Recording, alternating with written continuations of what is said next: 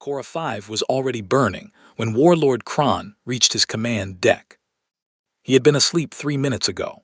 3 minutes ago, the Vreth Empire's frontier planet had been secure, 200 warships in defensive formation, surface batteries charged and ready, the most fortified position on the Empire's outer edge, a wall of steel and fire that had taken 11 years to build and that Kron had personally inspected 4 months ago and declared impenetrable.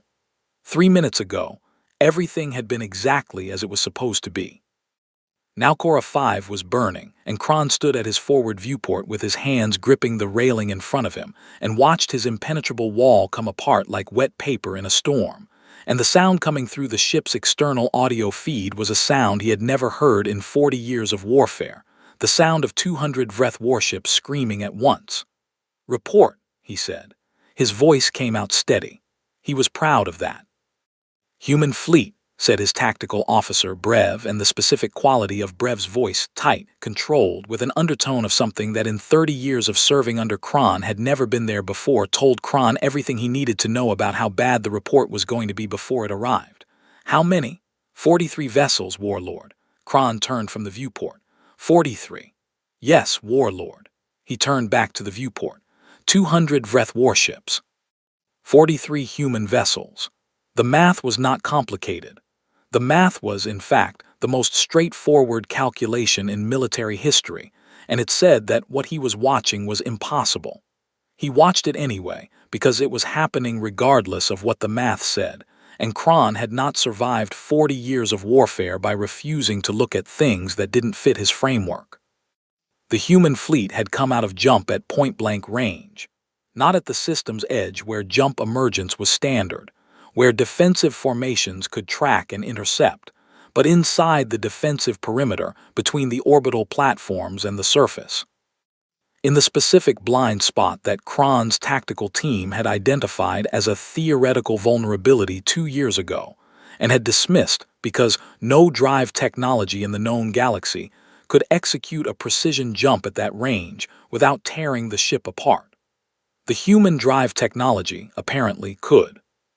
43 ships inside his perimeter already firing, and the first thing they had hit the very first target, before a single Vreth gun had returned fire, with the specific deliberateness of beings who had planned this precisely and were executing the plan with zero deviation, was all 6 of Korra 5's long-range communication arrays. He had no way to call for help.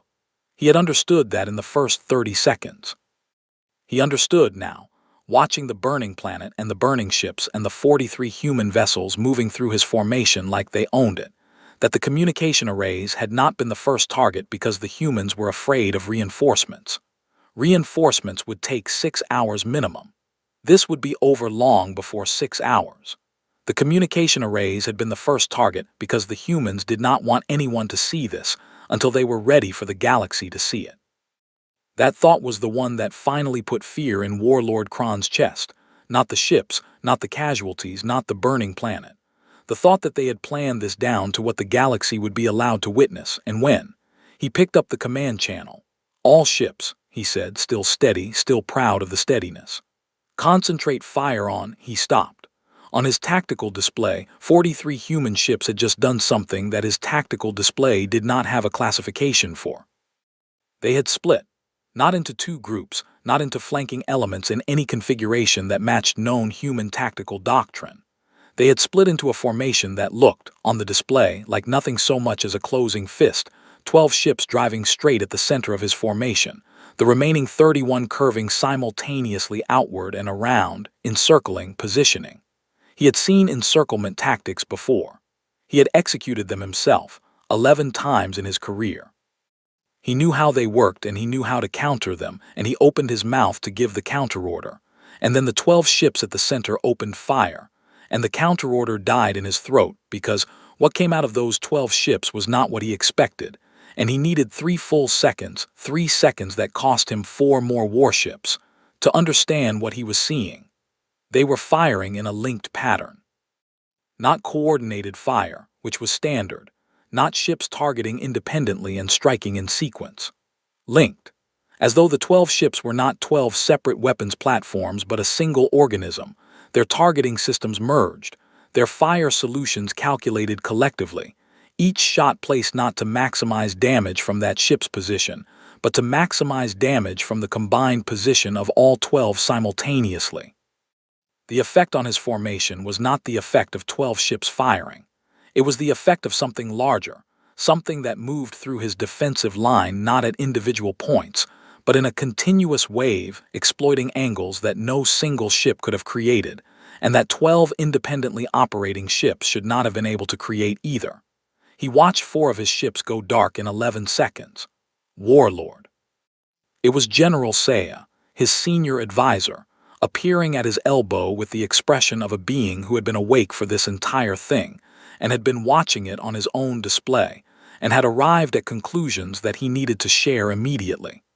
Saya was 70 years old. He had more combat experience than anyone on the ship except Kron himself. He had a scar along the left side of his face from a battle 30 years ago that he never talked about, and he was, at this moment, the color of someone who had seen a ghost.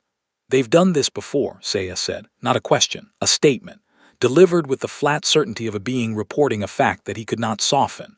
"The linked fire pattern. I've seen it in the intelligence reports from the Hellion engagement 6 months ago. I flagged it in my report." Kron remembered the report. He remembered reading the section on the Hellion engagement and noting the linked fire observation and filing it as an anomaly pending further confirmation. "You think this is the same system," Kron said. "I think," Saya said carefully, "that we are looking at a tactic that has been refined. The Hellion engagement was the prototype. This is the finished version." He looked at the tactical display, at the 12 ships at the center and the 31 completing their encirclement. "And I think," he said even more carefully, "that we need to begin discussing withdrawal." Kron looked at him. "We have 180 ships remaining." "Yes," Saya said, "and they have 43, and we are losing this engagement at a rate that my calculations say will result in the loss of our entire fleet within 38 minutes. He held Kron's gaze. "I have been doing these calculations since they jumped in. I have recalculated them 4 times, changing the assumptions in our favor each time. The result does not change." The audio feed carried the sound of another Vreth warship dying. Kron looked at his tactical display for a long time. Then he said, "What do you know about their commander?" Saya said. "His name is Voss." The name meant nothing to Kron yet. It would mean everything before this day was over. General Saya knew what the name meant, had known for months, had put it in 3 separate intelligence reports that had traveled up the chain and been received and filed, and not acted upon with the specific institutional inaction of a military bureaucracy that did not want to be alarmed by things that had not yet arrived at their doorstep. Commander Voss, 41 years old by human reckoning.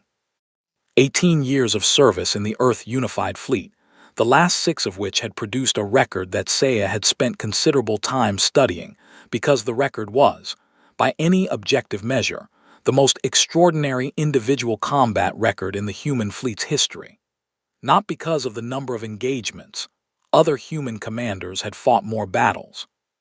Not because of the ships under his command. He had never commanded more than 50 vessels, a mid-sized fleet by any major power's standards. Because of the ratio. In 6 years of combat command, Voss had fought 19 engagements. He had won all 19.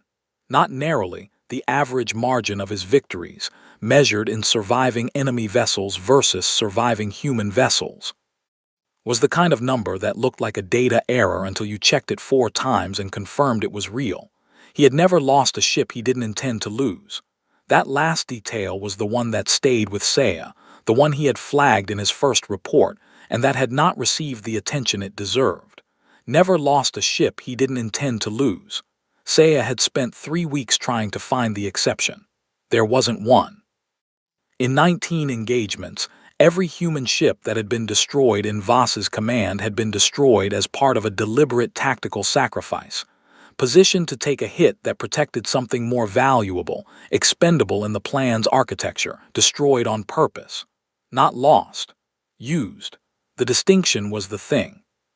Saya understood the distinction because he was old enough and experienced enough to know how rare it was, the capacity to see the whole battle as a single object, to understand not just what was happening but what would happen, To spend ships the way a chess player spent pieces, with the cold geometric clarity of someone who had already seen the end of the game and was working backward.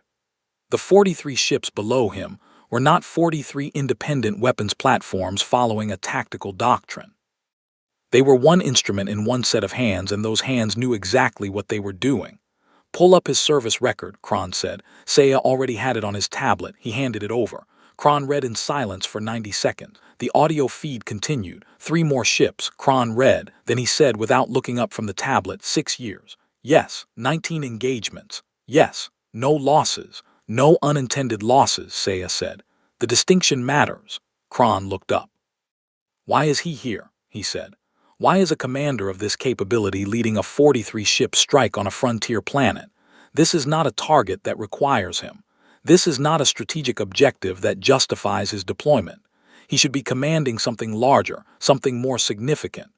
He looked at the tactical display, at the 43 ships working through his formation with the calm, systematic efficiency of a process rather than a battle. Unless, he said slowly, the target is not Korra 5. Saya said nothing. He waited. He had learned in 30 years of serving under Kron that the warlord's mind, when it was working correctly, needed space rather than prompting.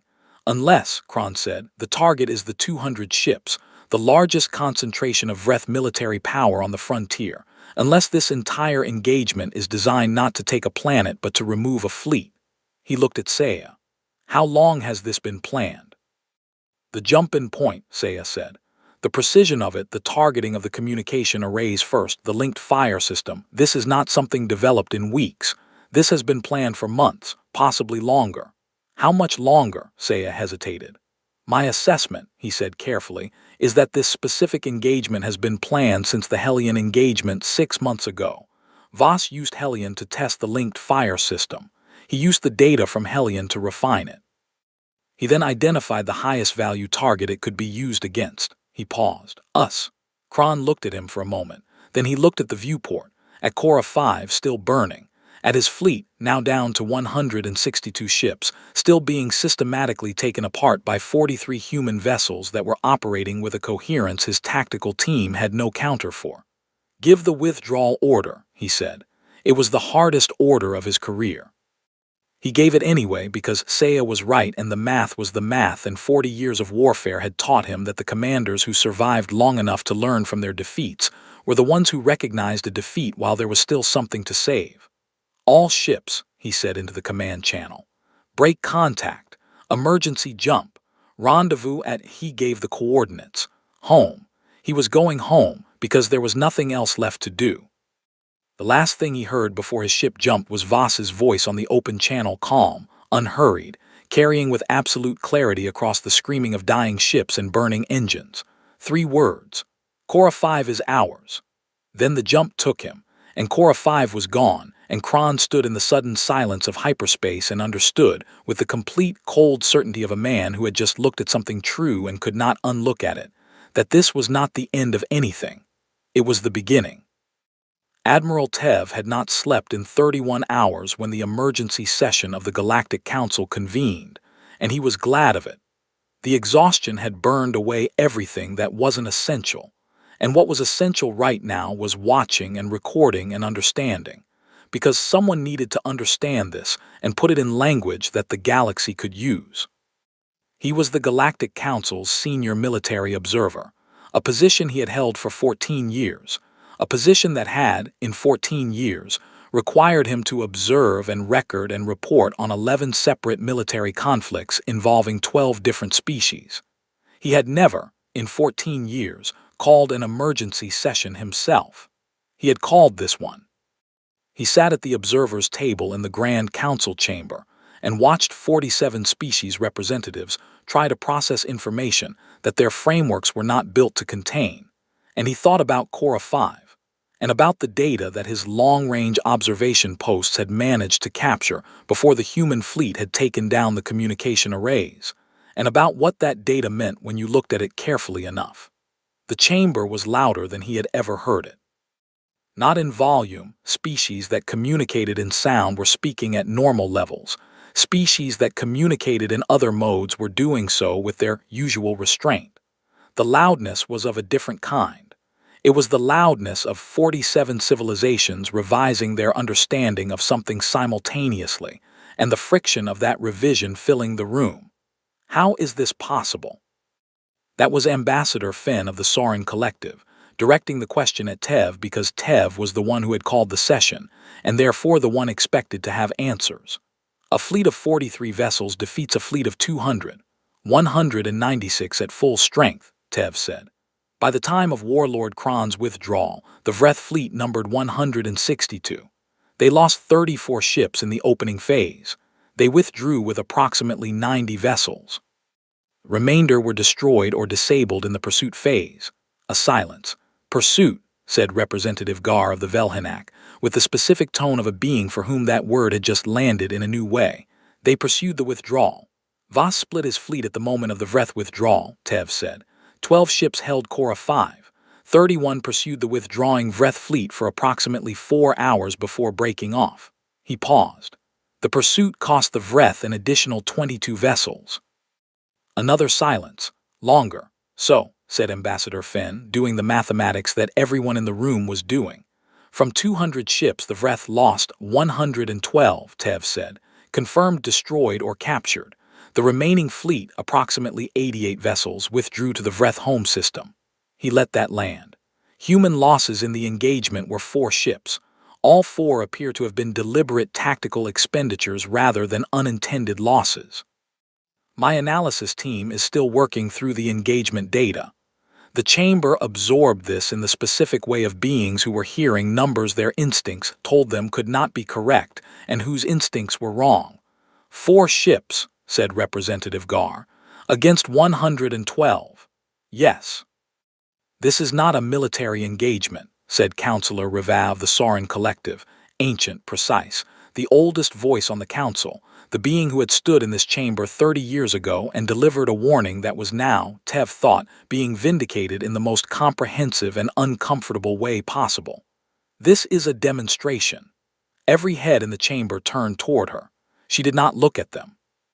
She was looking at the tactical display that Tev had put on the chamber's central screen, the engagement data from Korra 5, the movement of the 43 human ships through the Vreth formation, the linked fire pattern that his analysis team had flagged as something they had not seen before and could not fully categorize.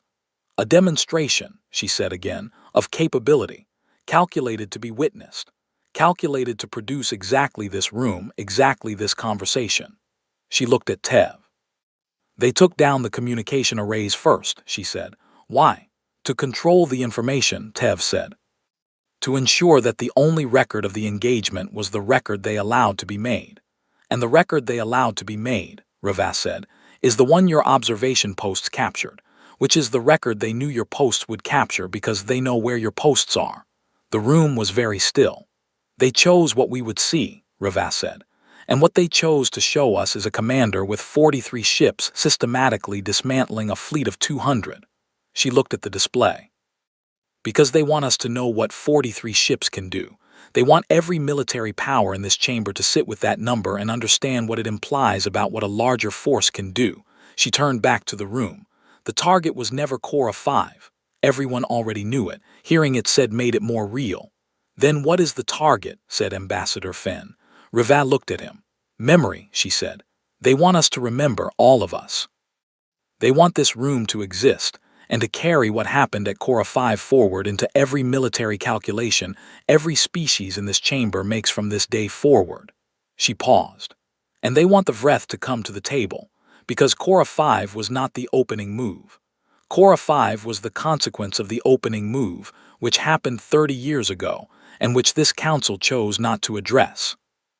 The silence that followed was the specific silence of 47 civilizations remembering the same thing at the same time.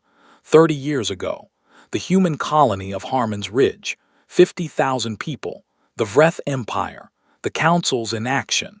Tev had been a junior diplomatic attaché 30 years ago. He remembered the session. He remembered the discussion. He remembered the vote that had produced no action, and the diplomatic language used to justify the inaction, and the fundamental calculation at the center of all of it, that the Vreth Empire was a significant military power and the newly admitted human civilization was still an unknown quantity, and the known quantity had more council allies than the unknown one. He had voted with the majority. He had not thought about that vote in years. He was thinking about it now. Admiral Tev. It was Representative Gar again, and the quality of his voice had changed, something stripped out of it that had been there before, something that Tev identified after a moment as confidence. What do they want? Tev looked at the tactical display, at the 43 ships, at 112 Vreth vessels gone in a morning, at the communication arrays taken out first, before a single other shot was fired, so that the galaxy would see what the humans chose to show it, in the frame the humans chose to put around it, at the moment the humans chose to release it. He thought about the name that had been in every intelligence report for 6 months and that he had not, he now understood, taken seriously enough. Commander Voss. They want, Tev said, what they have always wanted. What they told us they wanted 11 years ago when they first came through that door. He looked at the chamber, the 47 species, the 1,000 years of the cooperative, the 30-year-old vote that sat in all of their memories like a stone. Accountability, he said, and they intend to get it. Warlord Kron's emergency command was established in the Vreth home system within 6 hours of the withdrawal from Cora 5. He had 88 ships remaining. He had a homeworld to defend. He had a high command that had convened in continuous session since the withdrawal and that was producing, with impressive speed, a series of strategic assessments that Kron was reading with the patient, exhausted attention of a man who had just watched the best military installation on his empire's frontier be dismantled in under 2 hours, and was trying to understand what came next. General Saya sat across from him in the command center. He had been there since the withdrawal. He had not left, not slept, not eaten anything that Kron had noticed. He was reading his own set of documents, not the High Command's assessments which he had access to but had apparently decided were not the most useful thing to be reading at this moment. He was reading the intelligence files on Commander Voss, all of them, in sequence. "Tell me what you're finding," Kron said, without looking up from his own documents. "Pattern," Saya said. His voice had the quality of someone who had been looking at something for hours and was just now finding the shape of it. "There's a pattern in his engagements that I didn't see clearly before today. Before today, I was looking at the tactics, the linked fire, the jump in precision, the specific choices about what to hit first in each engagement. But that's the surface." He looked up. "The pattern underneath it is simpler. Every engagement Voss has fought, every single one, including the 3 before Hellion that I had in the files but hadn't fully analyzed, has been fought in response to something." Kron looked at him. "Response to what?" "To a specific prior action by the enemy," Saya said. "Not a general military threat, not territorial aggression in the abstract. A specific action, a specific harm done to specific people." He set down his tablet. 3 early engagements were in response to an attack on a human convoy. The convoy was struck. 12 crew members were killed. Voss hunted down the ships responsible within 72 hours. Then there was the border station incident. A human research facility was destroyed. Voss responded within 48 hours. Then Hellion, which was a direct attack on a human patrol fleet. He looked at Kron steadily. "And now Cora 5. Which is the response to?" Kron said slowly. He already knew. He had known since Saya first said the word memory in the command center above Cora 5's burning atmosphere. He had known since before that, in the deep, deliberately unexamined way of a being who had spent 30 years not looking at something, because looking at it would have required doing something about it. "Harmon's Ridge," Saya said, 30 years ago, 50,000 people. The colony that the Vreth Empire had destroyed in a border annexation operation that the High Command had classified as a territorial necessity, and that had generated one formal Galactic Council resolution expressing concern and no further action. 50,000 people. Kron had been a mid-level commander 30 years ago, not involved in the Harmon's Ridge operation, not consulted, not responsible in any direct chain of command sense. He had known about it. Every senior Vreth military officer had known about it. It had been discussed and filed and moved on from with the specific institutional efficiency of organizations that needed to move on from things. He had moved on from it. He had moved on from it for 30 years, and in all that time it had sat in the place where unexamined things sat and had never moved or changed or diminished. And now it had arrived at his door in the form of 43 ships and a commander named Voss, and 112 dead Vreth vessels. And Kron sat with it the way he should have sat with it 30 years ago, with his full attention and his full honesty, and the complete, clear-eyed recognition that this was not a military problem. It had never been a military problem, it was a reckoning. "Saya," he said. "Yes." "Were you at Harmon's Ridge?" He asked it directly because he needed the direct answer, and because something in Saya's face when the name came up had been telling him for the past several hours that the answer was not a simple no. Saya was quiet for a moment, a long moment, the kind that contained something heavy. "I was 22 years old," he said, "junior tactical officer on the strike fleet. I did not participate in the operation directly. I was on a support vessel." He paused. "I filed a formal objection through my chain of command before the operation began. I objected to the classification of a populated civilian colony as a territorial annexation target. I was told the objection was noted." He looked at his hands. 50,000 people, he said. "I have carried that number for 30 years. Kron said nothing. There was nothing to say that was adequate. "I put it in my reports," Saya said. "Not Harmon's Ridge specifically, that would have been career-ending. But I put in my reports 3 times in the last 5 years that the human civilization was not responding to Vreth military pressure in the expected way. That their military development suggested a long-term strategic orientation that did not match the assessments coming from intelligence. That the pattern of their deployments and their commander selections indicated preparation for something specific." He looked at Kron. "No one listened. Because you didn't tell them what the specific was," Kron said. "Because if I had," Saya said, "I would have had to explain how I knew. And how I knew was that I had been at Harmon's Ridge, and I had been carrying the weight of it for 30 years, and the weight felt in the last 5 years like it was getting ready to fall." He picked up his tablet, set it down again. "Voss didn't choose this target randomly," he said. "He didn't choose it because Cora 5 was the most vulnerable point on our frontier, or because our fleet concentration there made it the highest value military target, though both of those things are true.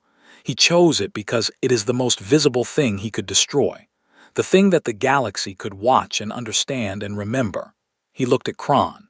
"He wants them to remember, not just what he did today, what we did 30 years ago. He wants that in the record next to today so that the sequence is clear." He was right. Kron knew he was right.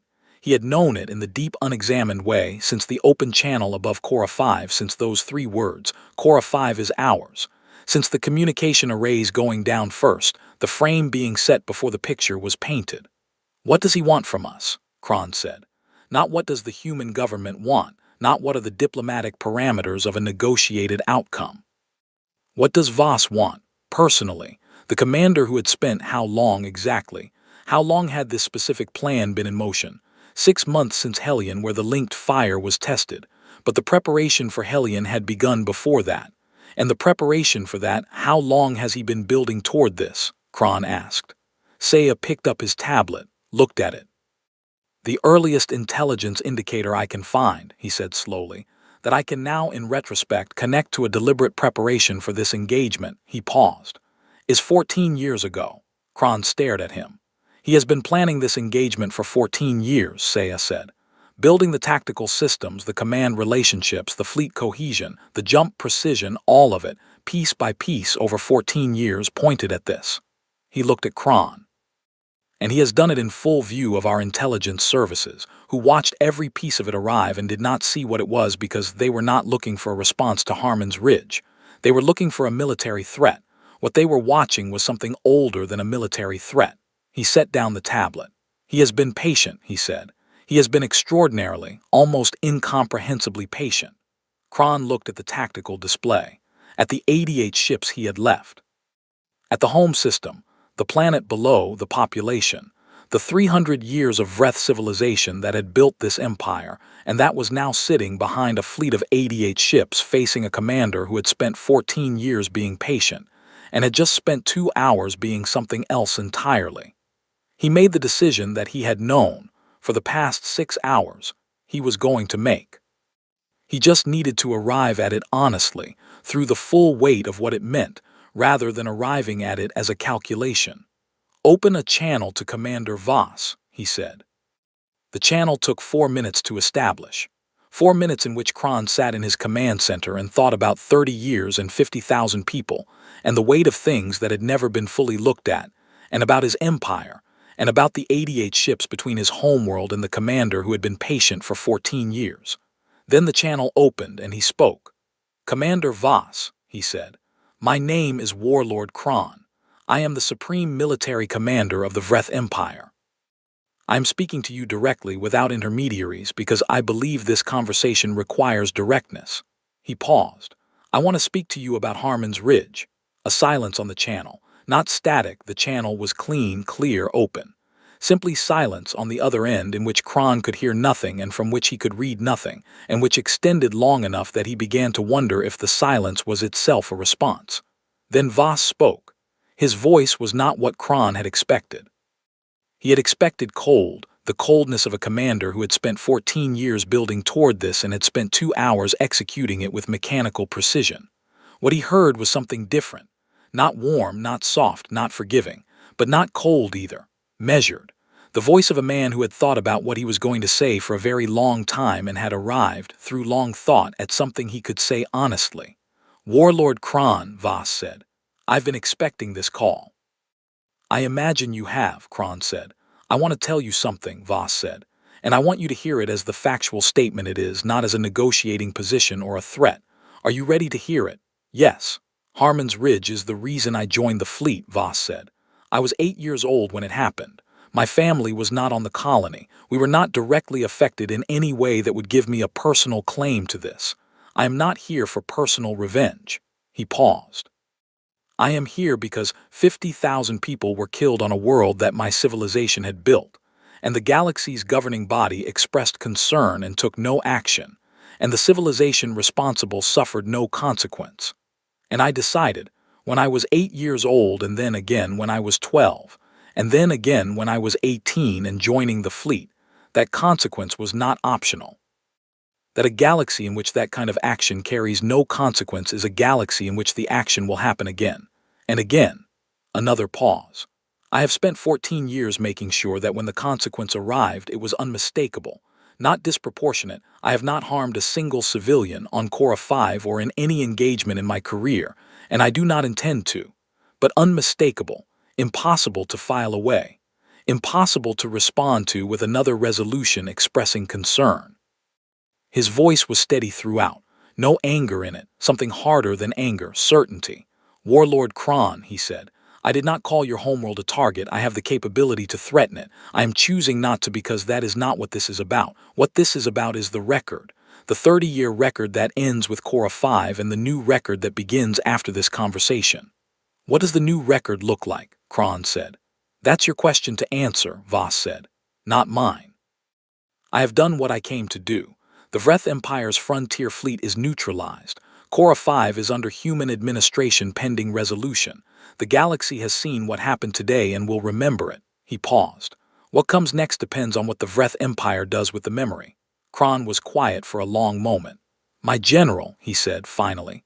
"Saya, he was at Harmon's Ridge. He was 22 years old. He filed an objection before the operation and was ignored."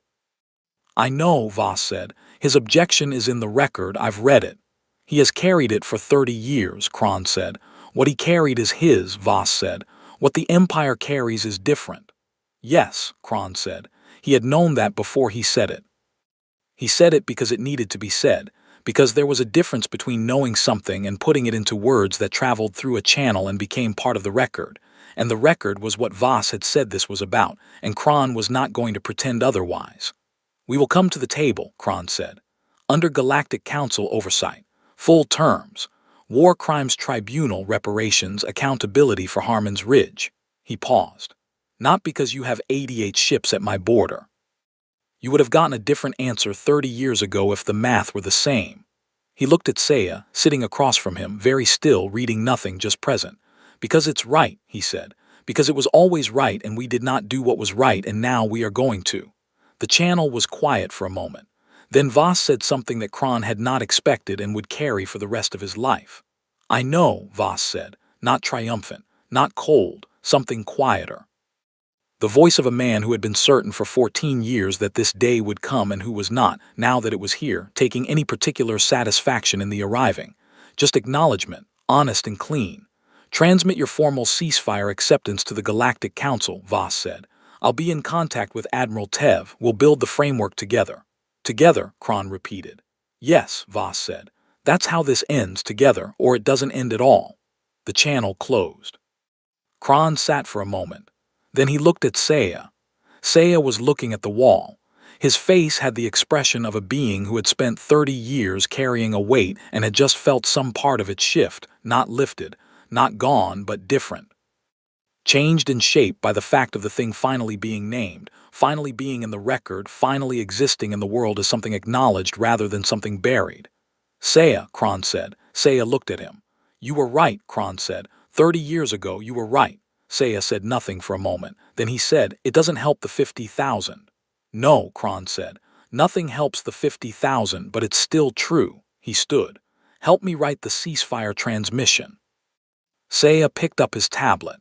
He had been at Harmon's Ridge when he was 22 years old, and he had filed a formal objection, and he had been told the objection was noted, and he had carried that for 30 years, and now he was going to help write the words that put the 30 years into the record and close the chapter that the 30 years had been. He started writing. Kron watched him and thought about the 8-year-old human boy who had made a decision and spent 14 years turning that decision into 43 ships and a battle plan, and a patience that had outlasted everything the Vreth Empire had thrown at it. He thought that the galaxy was going to be very careful, for a very long time, about what it chose to make humans remember. He thought that was probably the right outcome. He thought that Voss, wherever he was, had known that was going to be the outcome from the beginning, and had planned for it with the same 14-year patience he had planned for everything else. He thought that there was something in that, in the scale and the patience and the precision of it, that was not frightening exactly, but that was very large and very real and very worth understanding clearly before anyone made a decision that would require them to understand it the hard way. Admiral Tev filed his report to the Galactic Council on the evening of the day the ceasefire was announced, because filing reports promptly was the professional practice, and the professional practice was non-negotiable even on the days when the things being reported were the largest things he had ever reported. The report was 214 pages. It covered the engagement at Cora 5 in full tactical detail, the Council's emergency session, the intelligence analysis of Commander Voss's record, the ceasefire transmission, and the framework for the War Crimes Tribunal and reparations process that would follow. He wrote the summary section last, which was his habit, because the summary required understanding the shape of the whole, and the shape of the whole only became clear after the details had been assembled. He wrote the summary 3 times. The first version was too long. The second version was accurate but did not say the essential thing. The third version said it. He read it back once to make sure it was right. Then he submitted the report. The summary's final paragraph read, "Do not make them remember. That is the lesson. Not because their memory is a weapon, though it is, and a precise one. Not because the consequence of making them remember is military defeat, though it is, and a comprehensive one. Because what lives in their memory is not anger. It is clarity." The 8-year-old who decided that consequence was not optional became the 41-year-old who spent 14 years building the consequence. The patience between those 2 points is the most important data point in this report, and it is a data point that every military power in this galaxy should read with their full attention.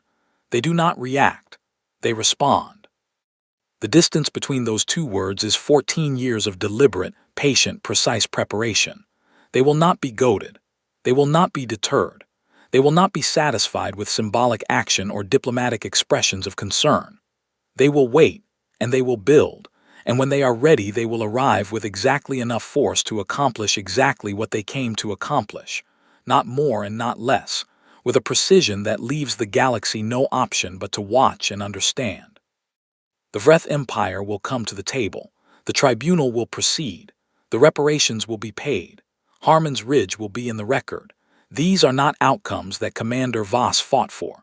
They are outcomes that were made inevitable 30 years ago, and that a human child of 8 understood with a clarity that took the rest of the galaxy 3 decades and 112 destroyed warships to match. Learn from the Vreth Empire's experience. Do not make them remember. Because when they do, they never forget. And they never, in the long, patient architecture of their responding, stop. The War Crimes Tribunal ran for 60 days. It was held on the Galactic Council's central station, under the oversight of Director Oren, with legal teams from 7 member species participating in the framework, alongside the Human Legal Division, whose documentation of the Harmon's Ridge event was described by the tribunal's presiding judge as the most comprehensive historical record of a 30-year-old incident she had encountered in 30 years of legal practice. The documentation had been assembled over 14 years. No one in the chamber was surprised by that, having read Tev's report. The Vreth High Command members who had authorized the Harmon's Ridge operation were tried. The proceedings were transparent. The outcomes were proportional. The reparations package was negotiated over 42 days by a team that included, at Kron's specific request, General Saya, who spent the 42 days in the negotiating room with the contained, focused intensity of a being doing the most important work of his life, and who signed the final agreement with both hands and then sat very still for a long time afterward, saying nothing. Voss attended one session of the tribunal, not as a participant, not as a witness or a legal party. As an observer, which he had requested and had been granted as a professional courtesy. He sat in the gallery for the morning session on day 12, which was the session in which the specific sequence of events at Harmon's Ridge was entered into the formal record, the order chain, the authorization, the execution, the council's response, all of it, named and dated and permanent. He watched without expression. He left at the lunch recess and did not return. Tev saw him in the corridor outside the chamber, standing at a viewport that looked out at the stars, and stopped. "Commander Voss," he said. Voss turned. Up close, he looked younger than Tev had expected from the file, not young, not unlined by the weight of what the past 14 years had contained, but younger than the record suggested. Or perhaps not younger. Perhaps simply present in a way that certain people were present after long work completed, a quality of being fully in the moment rather than in the past or the future. "Admiral Tev," Voss said. "Your report," Tev said. "The summary. I want you to know it's going into the Council's permanent record, required reading for all incoming military observers. It will be read by every species that joins the cooperative from this day forward." Voss nodded. He didn't seem surprised. He didn't seem particularly moved. He seemed like a man who had known the report would matter and was simply confirming that it did. "Good," he said. He looked at the viewport. "Is it what you wanted?" Tev asked. He had been wanting to ask since the ceasefire. "What I wanted was Harmon's Ridge not to happen," Voss said.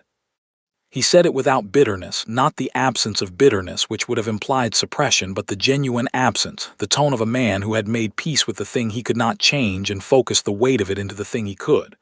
"What I got was the record being set right." He looked at Tev. "That's not the same, but it's what was available, and it will matter." "Yes," Tev said, "it will." They stood at the viewport for a moment. Outside, the stars were as they always were, the same ancient light, indifferent and permanent, crossing the distances between civilizations that were trying, with varying degrees of success and failure, to build something worth the effort. "Commander Voss," Tev said, "the galaxy is going to carry today differently than it carried yesterday. You know that." "Yes," Voss said. "That was the point."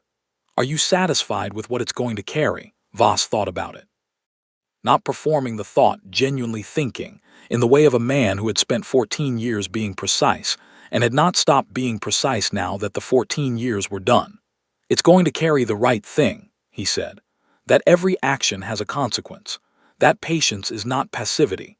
That the size of a civilization's military does not determine the outcome of a conflict as precisely as the clarity of its purpose." He paused.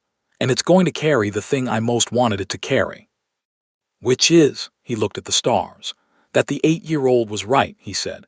That consequence is not optional. That a galaxy where it is optional is a galaxy where Harmon's Ridge happens again and again, and the resolutions keep expressing concern and the 50,000 keep being filed away.